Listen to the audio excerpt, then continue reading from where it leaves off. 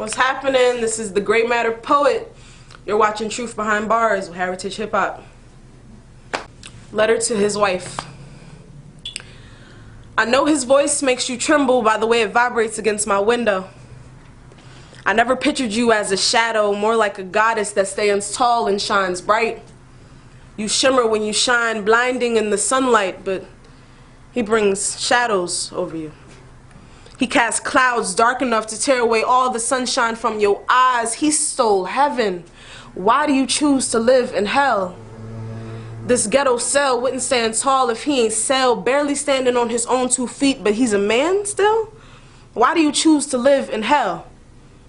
This childish excuse for a man will have you drowning in the quicksand. Quick, take my hand. I see the way you watch him as y'all walk, as if every step is perfectly calculated as to not make his temper go off. And I'll never understand why you would stand by a man whose hand would ever raise in defense of what he's saying. Saying you ain't listening, but you've been hearing every word he's saying and he ain't saying. And it's crazy how he would construct such a plan to have you stuck laying in the same pit that he's in. Listen, I notice the way you mute yourself when he feels the need to interrupt. It's abrupt and uncomfortable, and I don't see how you don't speak up, and you scream it's love. And I think of your dad, and it's sad that these men have such an impact on how we choose to react. Unknowingly stuck in the past, connected to this man, and all you wanted was to feel his love, maybe hold his hand, so you grasping on tight to any man. Birthed from dysfunction too. Boy, how we get so messed up in the head, abandoned, so we find warmth in people.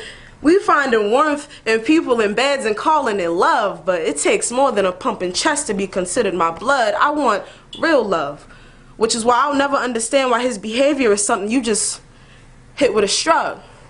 Cause see, when you cry them tears at night, that ain't love. When you a lover but not a fighter, but every day you fighting the person you love, that ain't love. How do you figure that the taste of his knuckles is more gratifying than loneliness? That his down talk and bad shade isn't a substitute for a spit in the face? Since he just spit in your face, are y'all insane? And I know I'm overstepping my boundaries. I know this ain't my place to stay, but how do you stay with a man whose temper could sway depending on how confident he's feeling today?